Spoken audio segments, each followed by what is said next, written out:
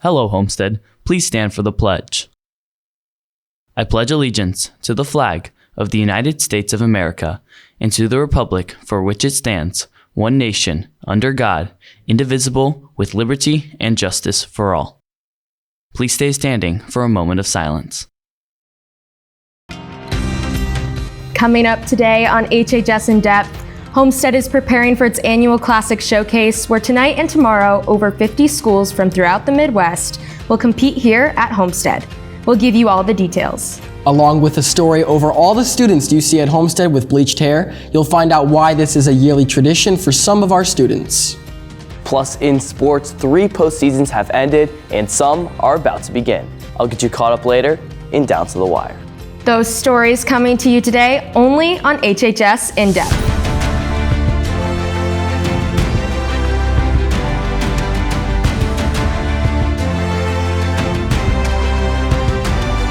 From Homestead Media, this is HHS In Depth. Hello, Homestead. I'm Ryan Weidler. And I'm Mara Nicholson. And Ryan, we start today's show with a special report. Last week was an eventful few days and one that affected all students and staff at Homestead in some way. And now is HHS In Depth reporter Anthony Gary. Hello, Homestead. The events that transpired last week have been tough on our school, from our students to our teachers to our administrators. However, instead of looking at the negatives of the situation, it's important we focus on the future and what's being done to make sure our school's future is better for every person that will eventually call Homestead High School their school. Immediately after the end of the school day last Thursday, the focus shifted to how everyone can make Homestead a more safe and welcoming environment. Reporters from HHS In Depth sat down with leaders from our minority student community to discuss the changes that they want to see and the response from the administration. I believe so far, if the administration goes through with everything that they said that they would go through with, then yes, they're doing a very good job, because it takes a strong-minded person to actually open up their views and be like, oh yes, I did make some mistakes and we are going about this all wrong, so let's try to make some change for it.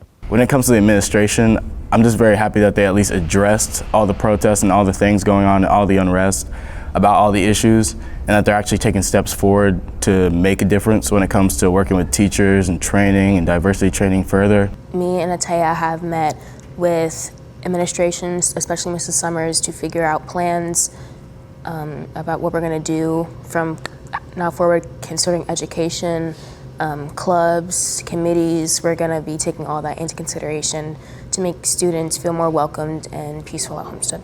Some changes that they're going to make for the Black community will be, as far as the curriculum, they're going to hopefully stop teaching books that have to do with Black struggle and just downplaying the Black community, because that is not what the Black community represents. We represent a lot of leaders and strong-minded people, and that's just not what we are as people. We should just work to discourage little transgressions against people and tell them these little jokes that have to do with any type of racism or bigotry, whether it relates to all these different sexualities and groups of people and races and ethnicities, because the more that we discourage all that negativity and have courage to actually stand up and say something about it, the less of it is prevalent within our school. And I think making an effort to actually change the culture around our school and all this racial division and all the tension between all the people is the biggest thing that's going to change and make or break whether our school progresses positively when it comes to all these issues. Senior Jackson Christman told us off camera, this situation should not be looked at as something to be afraid of or intimidated by, but as a way to grow as a school and people. There are steps being made by students, parents, and faculty to create a better atmosphere for Homestead students. However, we must operate better as the student union by not standing by and capitalizing on the avenue we made for some real change. We encourage all students to share not only stories of experience, regardless of race, and voice their opinions on steps we can take to make a better Homestead. We also spoke with the community leaders who voiced what they want to see change within our schools. Dr. Jacoby Williams, a professor and chair of the Department of History and the Department of African American and African Diaspora Studies at Indiana University, said when students enter school, they should be learning about everybody's experience. He also said that in the classroom, students want to know where is their role in society, where is their history in these textbooks, where are their experiences as they learn about these particular subjects. Dr. Williams emphasizes that continued communication between students and administration to make sure that what you fall for does not fall between the cracks. And as Mrs. Summers said earlier this week in her message to the students will be meeting and working with the Homestead administrative team and our teachers to develop plans and put action steps in place that will move us in a positive direction. The goal throughout all of this work will be to not only make Homestead a welcoming place for all students today and going forward, but to put systems in place that will ensure that this will always be an educational environment where all of our students feel safe, supported, and appreciated. Speaking on behalf of the student body, I think it goes without saying that in order to make our school the best it can be, each and every student at Homestead needs to feel welcomed and that they belong, and free from any bigotry, discrimination, and prejudices. And that starts and ends with every student and staff member in the building. Lastly, to all of the people watching from outside the Sacs community that may view Homestead negatively based on what they've seen in the news last week, understand that everything possible is being done to invoke change here at Homestead so that each and every student who comes to school here feels welcomed inside our walls. The process may be slow and meticulous, but progress is being made.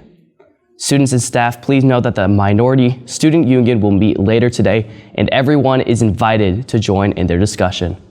Thank you for watching Homestead, and we'll be right back. Wednesday, February 1st marked the start of Black History Month. In honor of the month, here are some influential Black Americans you may have not heard of. Did you know that 9 months before Rosa Parks refused to give up her seat, a 15-year-old did it first? In 1955, Claudette Colvin was ordered by a bus driver to change her seat. She refused and was subsequently arrested. Later, she became the main witness in the federal lawsuit Browder v. Gale, which ended segregation on public transportation in Alabama.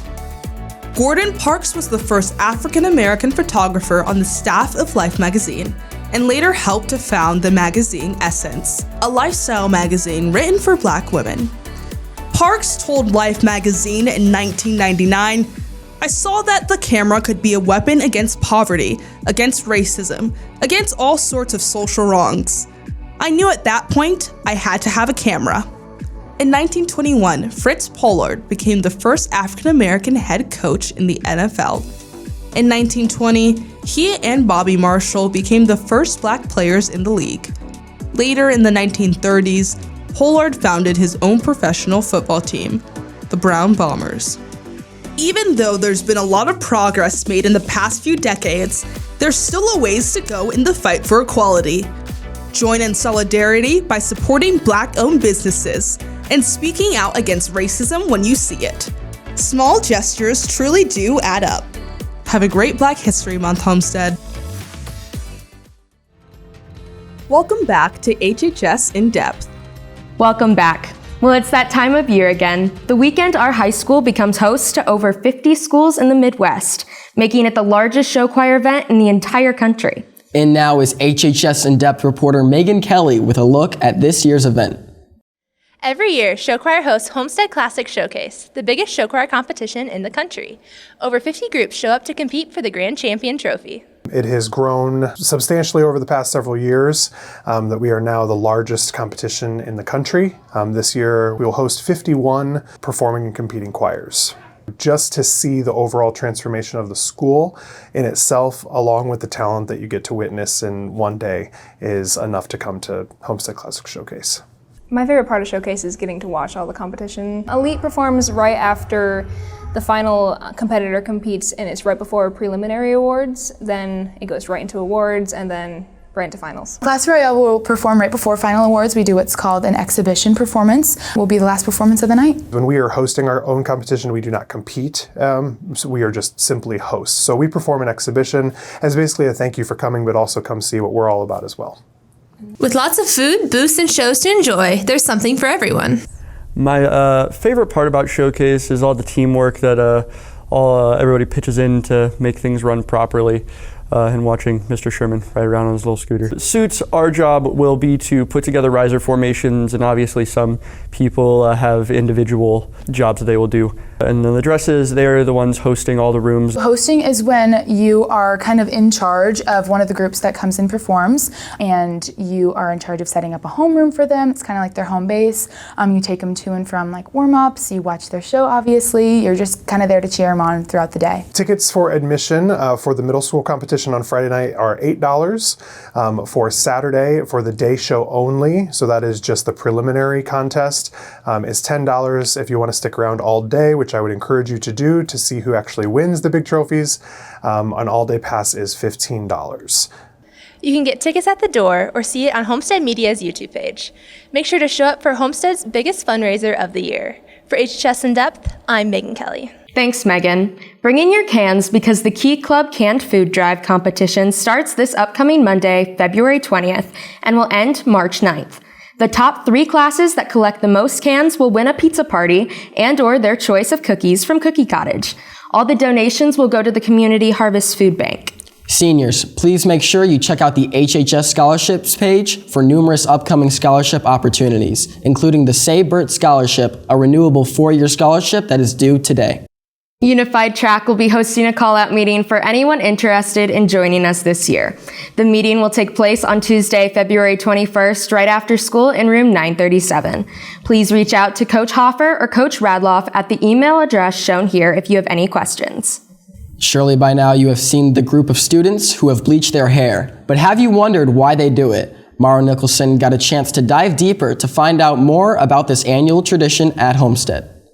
It's that time of year again when the boys with bleached hair start roaming the halls of Homestead, indicating that swim sectionals is coming up.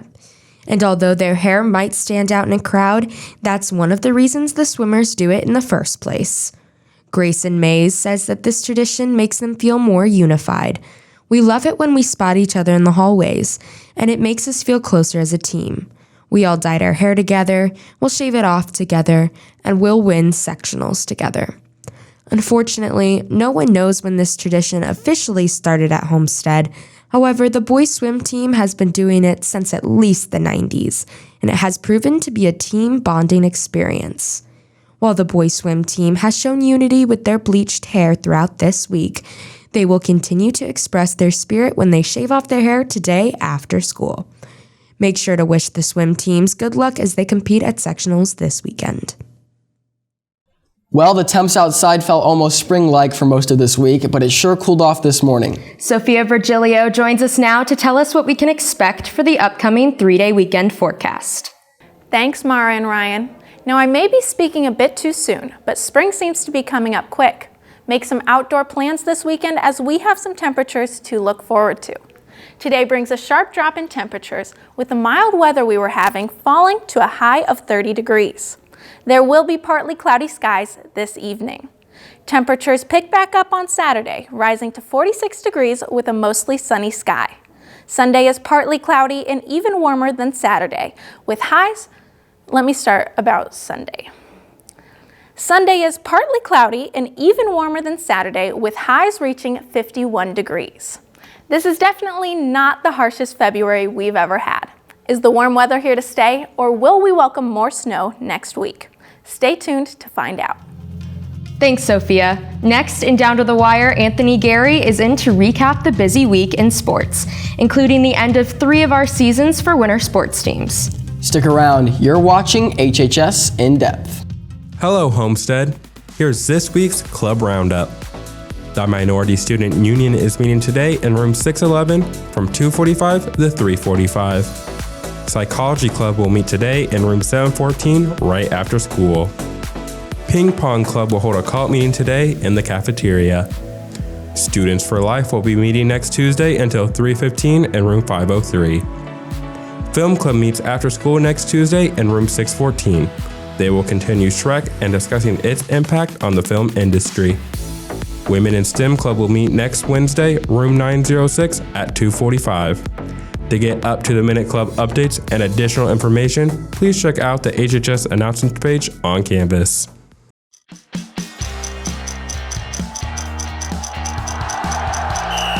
Welcome back to Down to the Wire. I'm Anthony Gary. 3 Spartan seasons came to an end last week, starting with our girls swim team, who put on a show at state.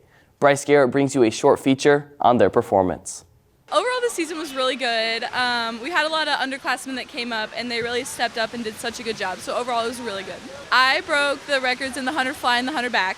At sectionals, we had a bunch of people that placed really well individually, so they were able to go to state. And then we had all 3 relays go to state too, which one of them got on the podium too. So it was really good. Thank you, Bryce, and congratulations to Ripley on the records and everyone else on their accomplishments. The wrestling team season finished last week in semi-state, and the girls basketball team finished in regionals. Congratulations to both teams on their postseason runs. Earlier this week, we celebrated 2 senior nights, starting with the girls gymnastics team on Monday. 2 Spartan gymnasts, Kendall Bond and Gina Zarelli, got recognized, and they did not disappoint with their performances. Gina Zarelli swept the competition, winning every single event as she recorded her best all-around score of the season. Kendall Bond also had an incredible night, finishing 2nd in beam and 3rd in the all-around. The other senior night was the boys basketball, cheer, and Homestead Live senior night on Tuesday. The boys stalled a little bit early on, trailing 7-2, but it didn't matter as the Spartans were able to go on a casual 32-0 run, led by an incredible performance from Will Jamison. In the second half, Homestead cruised along to beat East Noble with ease, as Will Jamison set a new career high as well as a Spartan Arena high with 33 points and 10 steals. There will be a parent-player meeting for any girl interested in trying out for girls tennis this spring. It'll take place on Wednesday, February 22nd at 6:30 p.m. in the N-Gap Community Room. Please see Coach Hauer with any questions. Tonight, the Homestead boys travel to the wretched team up north as slight underdogs versus Carroll. Tip-off is at 7:30, but try to get to the game before 7 to get your seat. It'll certainly be a fun one. That'll do it for this week's edition of Down to the Wire. Thank you for watching, and Sophia will have a final check of the weather when we return. Next week on HHS In Depth, reporter Matthias Arizmendi will bring you a story informing you about a candy shop in Roanoke and what it's all about. Catch this story and more next week. Looking into next week, temperatures cool off a bit. On Monday, we will have a high of 43 with mostly cloudy skies. Tuesday will be all cloudy and a bit chillier at 39 degrees. Temperatures fall until Wednesday, dropping to a high of 36 degrees, and snow will be back to visit. The precipitation continues into Thursday, where we will see a combination of both rain and snow. The temperature peaks at 38 degrees on Thursday. Hopefully this will be some of the last winter weather we see for a long time. After all, spring is right around the corner. Mara, Ryan, back to you. All right, thank you, Sophia, and thank you for watching today. Good luck to all of our Homestead athletes and other performers in action this weekend.